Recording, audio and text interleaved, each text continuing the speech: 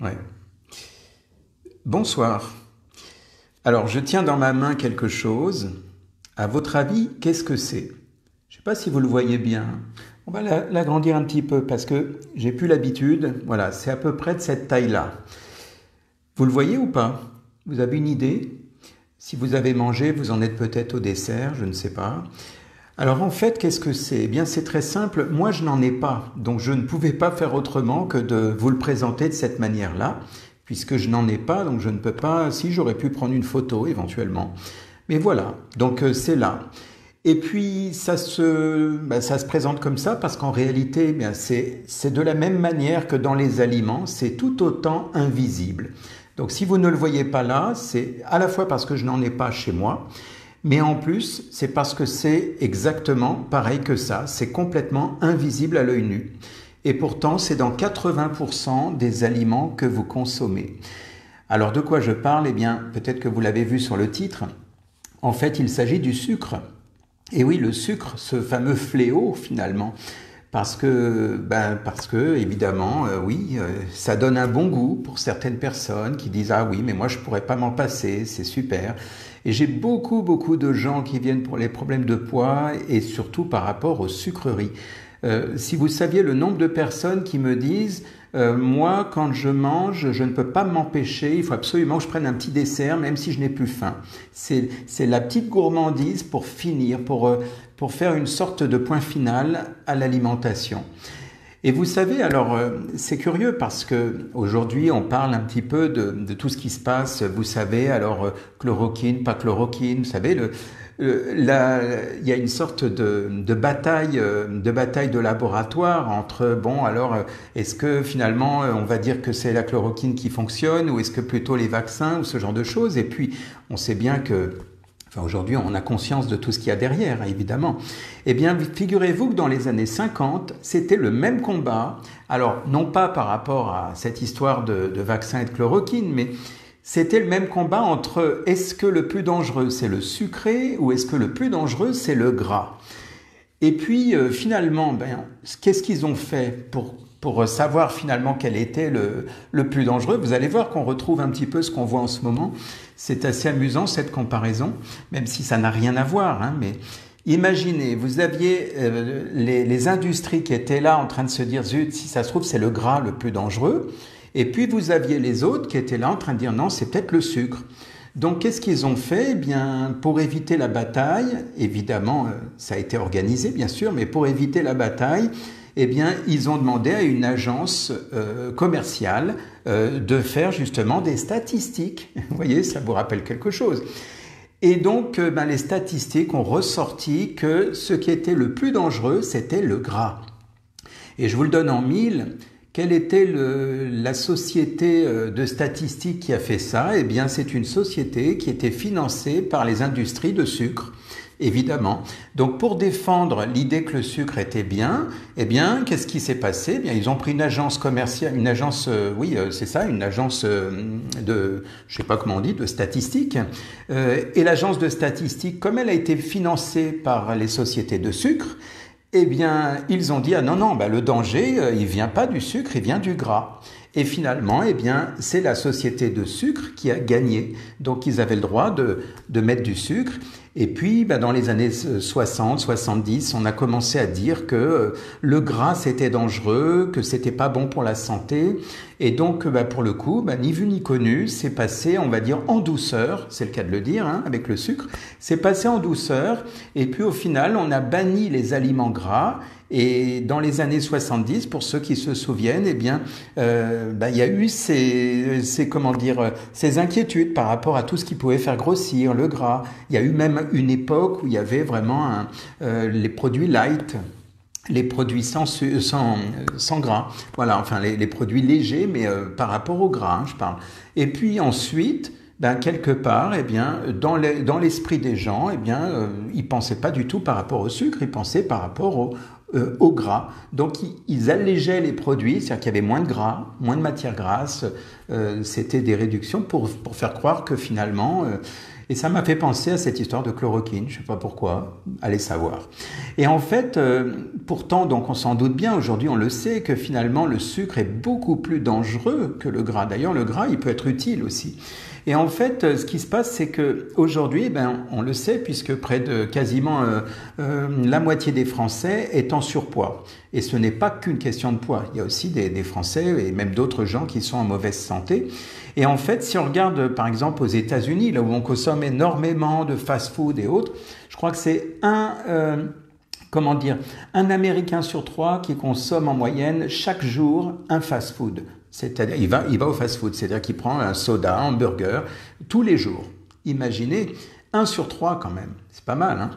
Alors, en fait, évidemment, manger, bien évidemment, qu'est-ce que ça génère? Ça génère, un plaisir, une notion de plaisir, puis ça crée donc la dopamine, ça crée finalement cette notion j'y retourne, une addiction finalement, et ça soulage par rapport au stress. Et comme nous sommes dans un monde où il y a beaucoup de stress, eh bien, la réponse la plus basique et la plus directe, eh bien, c'est de se jeter sur la nourriture.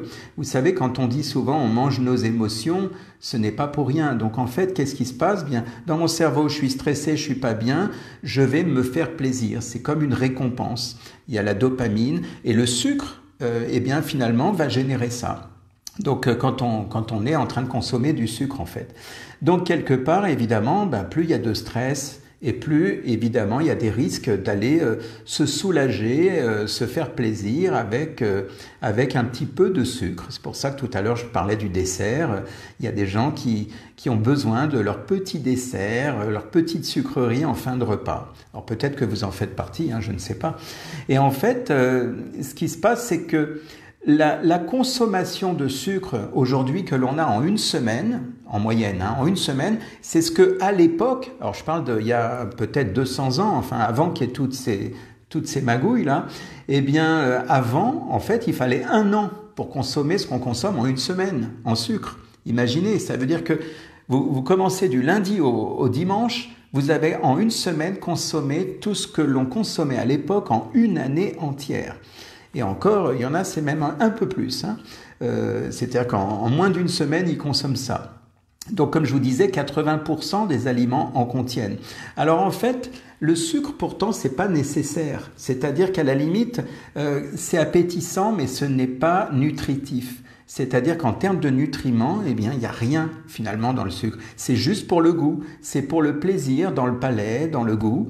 Et en plus, ça garde en mémoire, c'est-à-dire qu'à chaque fois que vous repensez à tel ou tel aliment, pour peu que vous voyez la marque en plus à la télé ou ailleurs, ça vous donne un goût on y retourne, comme on dit.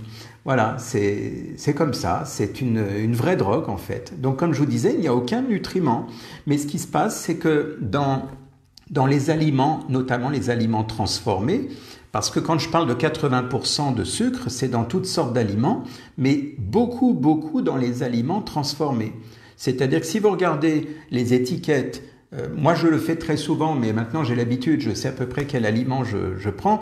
Bon, déjà je prends jamais d'aliments transformés, mais je veux dire que même dans certains aliments, parfois ça peut arriver, il est bon de regarder.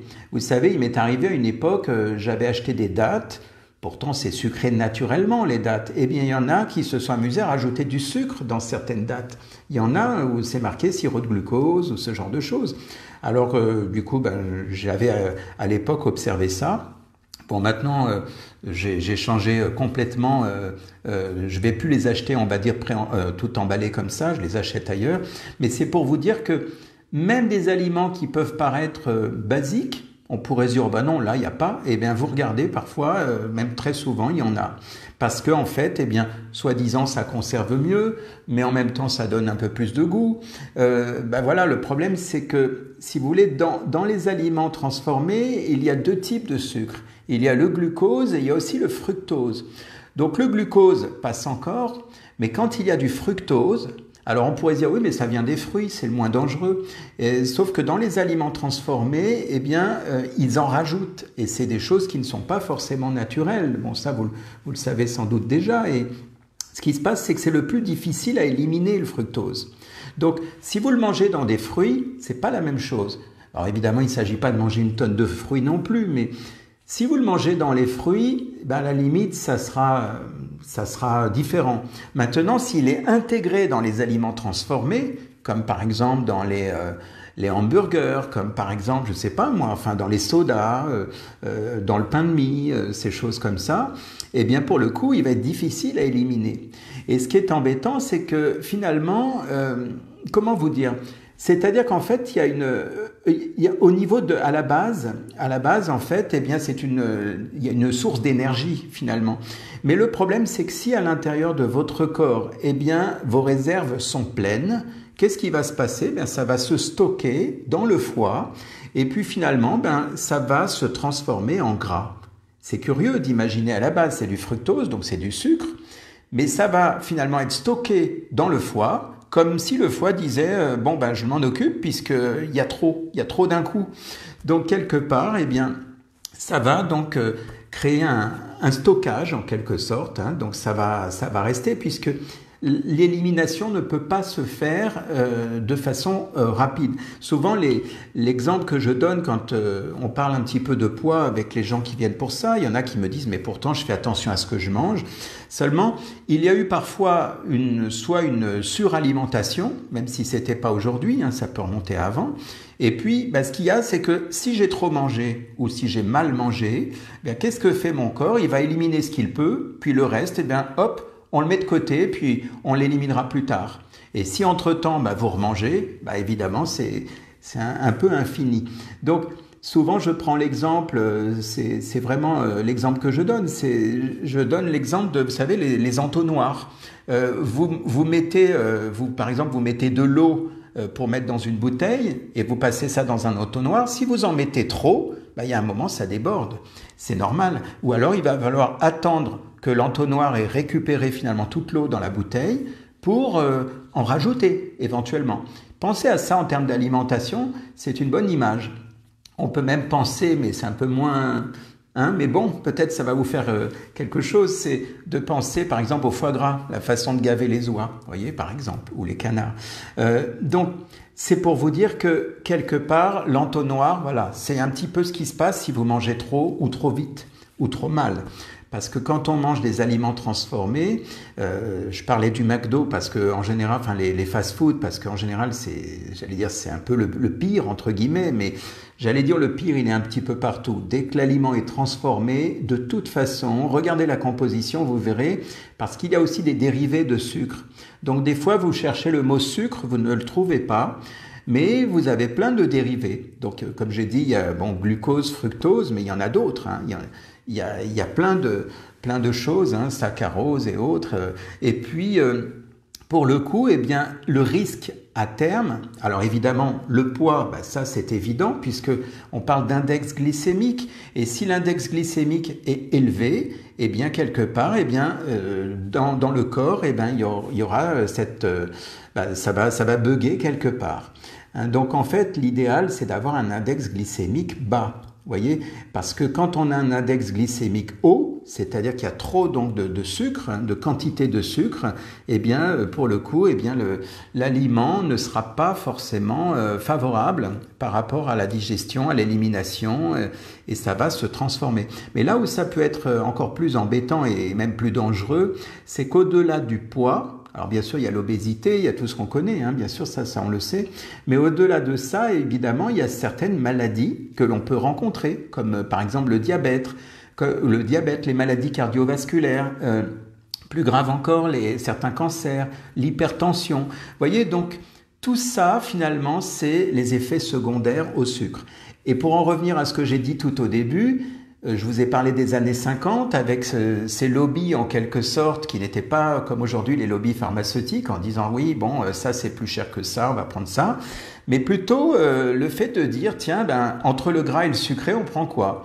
Et puis finalement, bien, ils ont réussi puisque ben, ça continue et j'allais dire aujourd'hui, eh bien, tant que vous achèterez des aliments transformés, il est bien évident que ça va être difficile parce que forcément le goût, eh bien, c'est quelque chose dont on s'habitue, ça garde en mémoire et il y a des personnes qui ne peuvent pas, c'est incontournable, comme je disais tout à l'heure, par exemple, de ne pas consommer de sucre.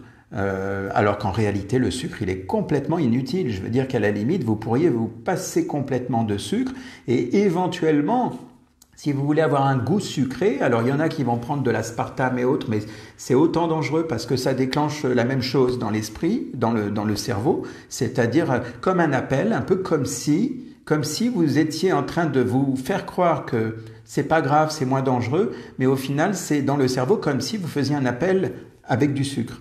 Alors, évidemment, il y a certains sucres, entre guillemets, qui sont moins dangereux que d'autres.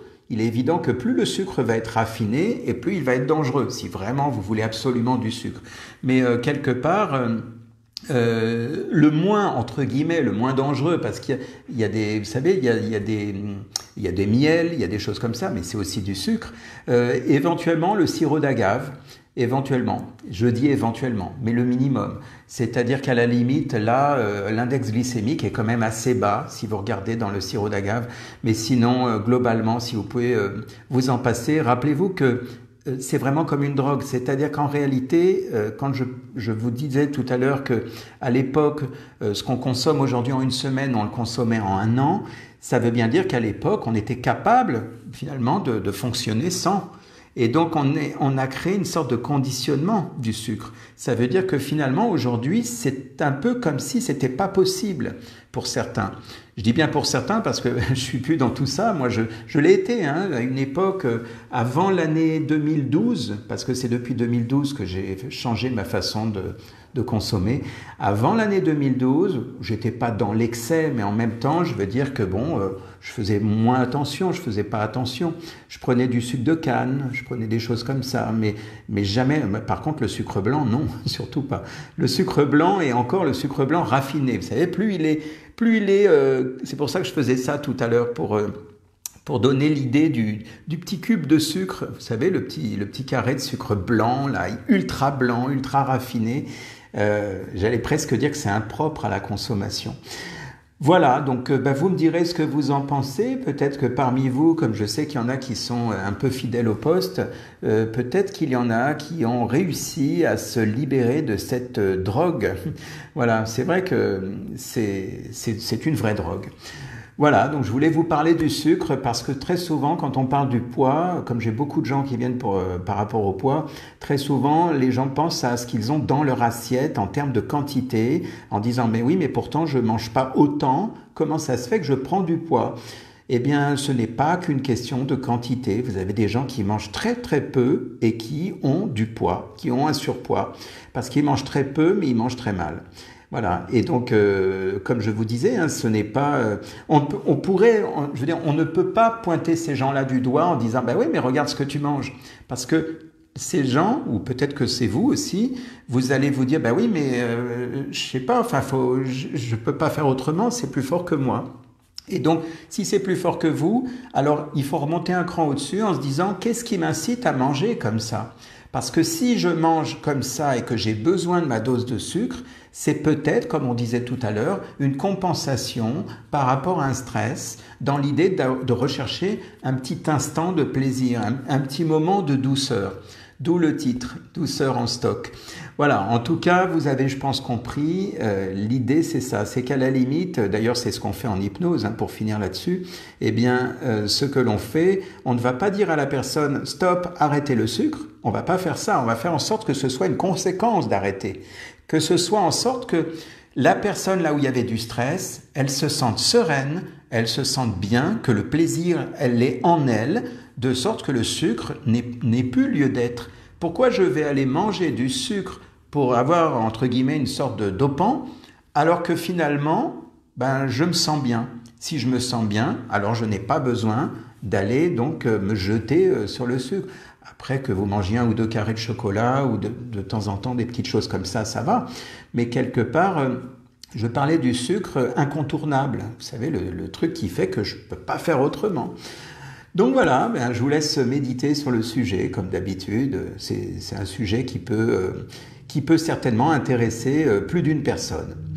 Voilà, bonne soirée à tous et puis à très bientôt.